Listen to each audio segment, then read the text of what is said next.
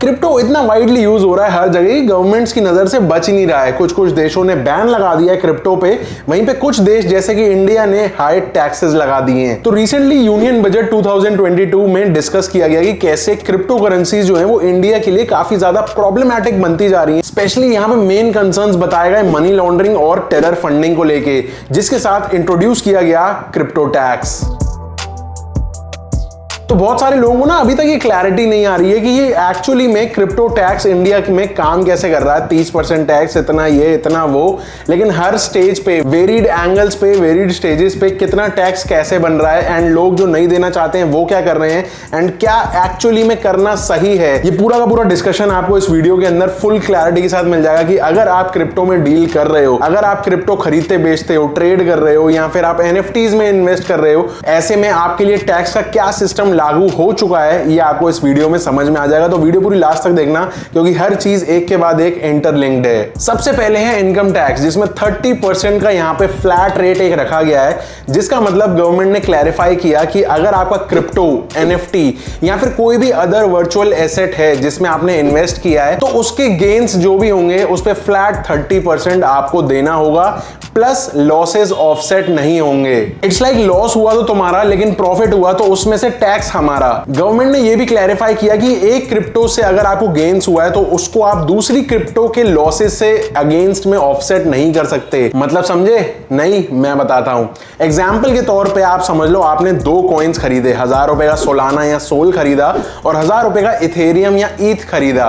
अब कुछ टाइम के बाद जो सोलाना था उसका प्राइस बढ़ गया, 1000 रुपए की वैल्यू आपकी 2000 रुपए की हो गई, लेकिन वहीं पे इथेरियम की, ईथ की 1000 रुपए की वैल्यू 500 रुपए की रह गई। तो गवर्नमेंट का कहना है कि जो आपको इथेरियम के अंदर लॉस हुआ उससे उनको कोई मतलब नहीं है, एंड जो आपको फायदा हुआ सोलाना में उसका आपको 30% टैक्स देना पड़ेगा। इसका मतलब आपने 2000 रुपए इन्वेस्ट करे थे और प्रॉफिट लॉस सब काट पीट के आपको लास्ट में 500 रुपए बचे थे, जिसमें से गवर्नमेंट ने 300 रुपए अपना टैक्स बना लिया। प्लस यूजुअल स्टॉक मार्केट में अगर हमको शॉर्ट टर्म लॉस होता है तो हम उसको कैरी फॉरवर्ड कर देते हैं नेक्स्ट ईयर पे, लेकिन यहाँ पे क्रिप्टो स्पेस में इस तरीके का कोई प्रोविजन नहीं है। फॉर एग्जाम्पल 2022 में आपको 1 लाख का लॉस हुआ तो कोई बात नहीं, आपसे कोई टैक्स नहीं मांगेंगे, लेकिन नेक्स्ट ईयर 2023 में अगर आपको 2 लाख का प्रॉफिट हुआ तो 1 लाख का लॉस उसके अगेंस्ट में ऑफसेट नहीं होगा, बल्कि आपको पूरे 2 लाख पे 30% मतलब 60,000 रुपए का टैक्स देना होगा। अब बहुत सारे लोग ऐसे होते हैं जिनको टैक्सेस तो छोड़ो, ये भी क्लैरिटी नहीं है कि क्रिप्टो में इन्वेस्ट कैसे करना चाहिए, कौन से कॉइन्स हैं,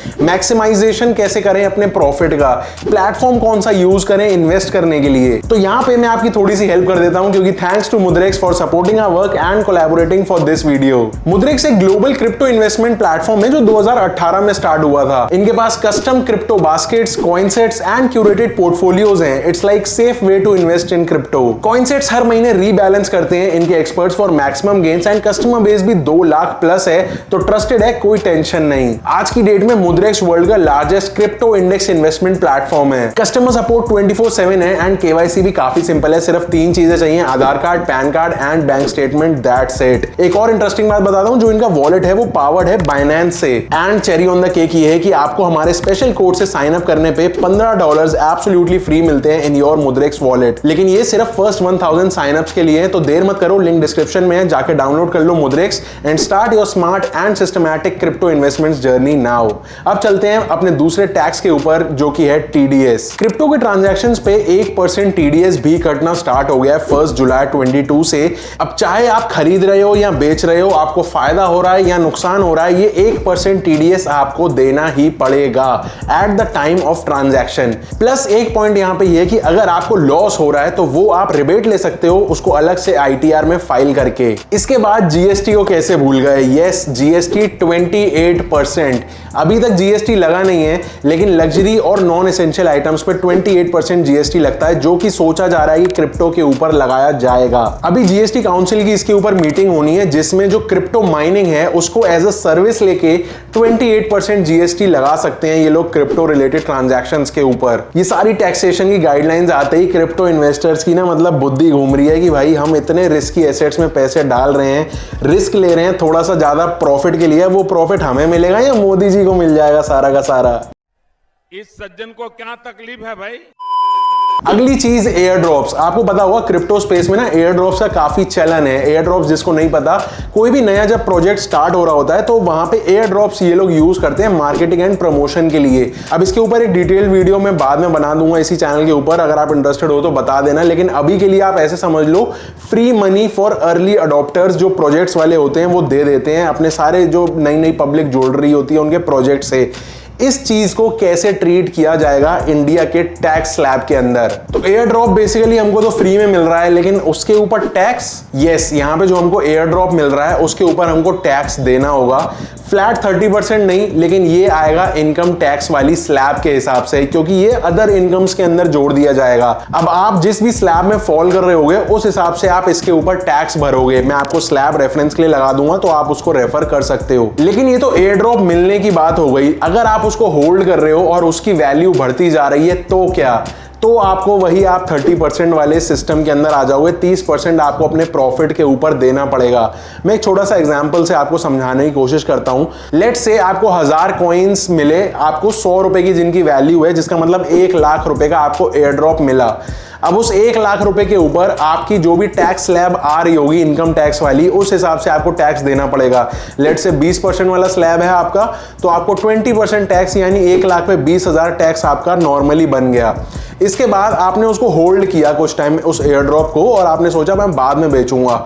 जब उसकी वैल्यू 100 रुपए कॉइन से बढ़ के 150 रुपए कॉइन हो गई, तब आपने उसको सेल किया।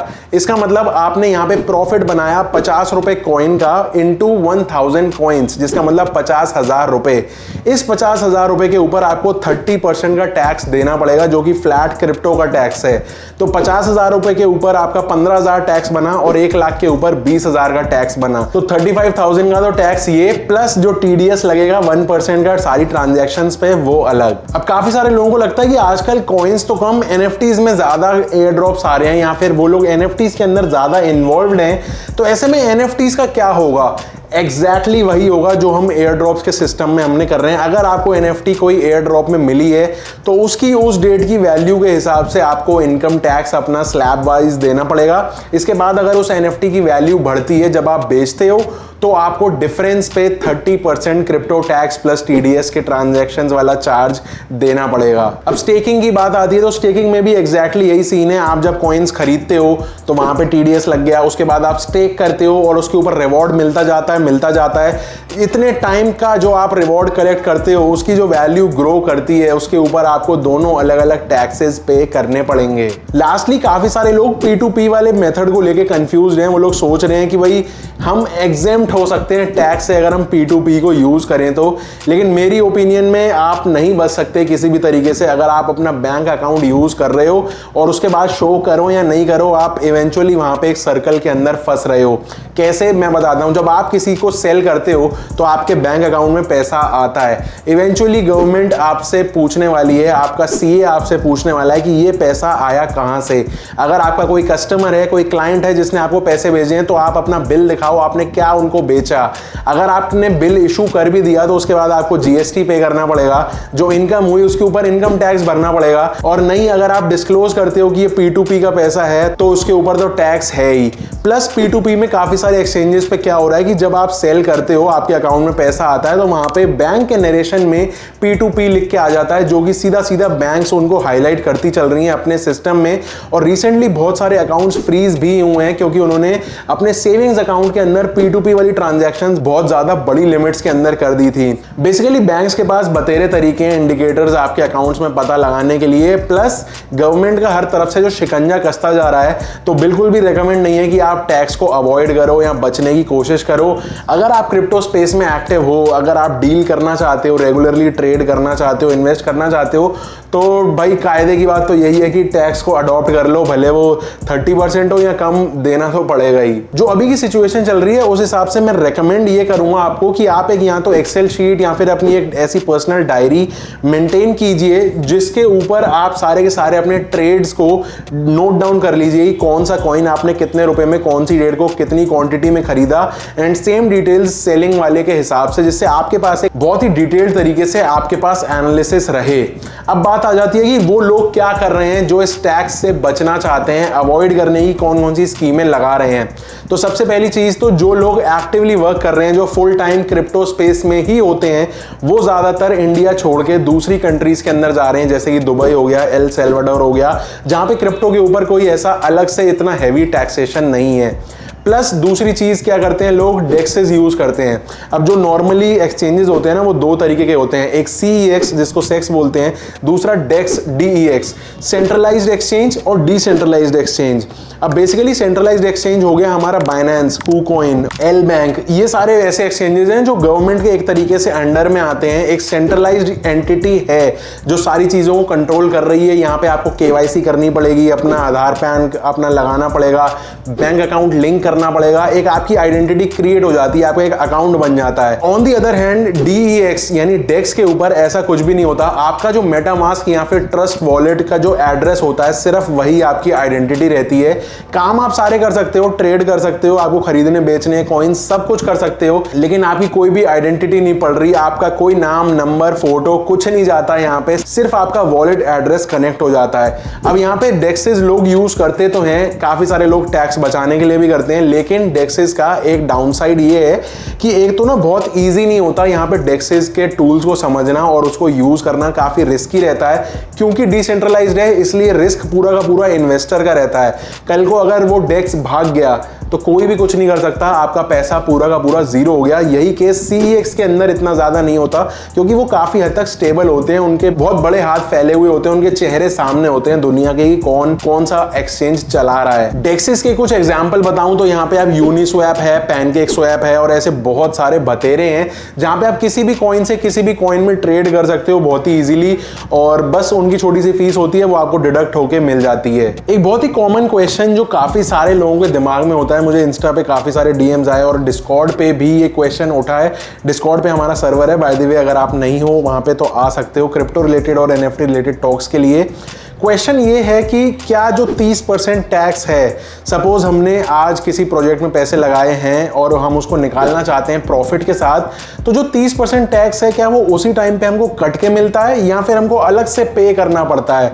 ये काफी सारे लोगों को क्वेश्चन है। तो इसका आंसर ये है कि नहीं, आपको 30% कट के नहीं मिलता है उस टाइम पे। जो आप अपना पूरा डेटा बनाओगे कि आपने कौन सी डेट में इन्वेस्ट किया था, कौन सी डेट में कितने प्राइस पे विड्रॉल करा, ये सारी जो आप डिटेल अपने CA के साथ शेयर करोगे, साल के एंड में वो आपको कैलकुलेट करके बताएंगे कि आपका कितना टैक्स बना और उस हिसाब से उतना टैक्स आप गवर्नमेंट को पे कर दोगे। जो TDS होता है वो ट्रांजैक्शंस टू ट्रांजैक्शंस हर महीने आपको पे करना होगा, लेकिन जो 30% वाला टैक्स का सिस्टम है वो आपको साल के एंड में कैलकुलेट होता है। प्लस मैं यहाँ पे कोई फाइनेंशियल एडवाइजर नहीं हूं, तो आपके लिए बेस्ट इंटरेस्ट की बात यह है कि YouTube पे आपको बतेरी टैक्स रिलेटेड वीडियोस मिल जाएंगी, तो उनको आप सिर्फ अपने एक रेफरेंस के लिए यूज कर सकते हो, प्लस एक नॉलेज के लिए यूज कर सकते हो। लेकिन जब आप एक्शन उसको यूज करने पे आओगे तो बेस्ट आपका इंटरेस्ट और बेस्ट एडवाइस आपको आपका पर्सनल CA ही दे पाएगा। तो मेक श्योर कि अगर आप क्रिप्टो में एक्टिव हो, इन्वेस्टमेंट्स आपके हो रखे हैं या आगे प्लान कर रहे हो, तो आप अपने CA से जरूर कंसल्ट कर लेना। So at the end I hope आपको काफी हद तक क्लैरिटी आ गई होगी। अगर आप क्रिप्टो और NFT रिलेटेड टैक्सेस को लेके कंफ्यूज हो रहे थे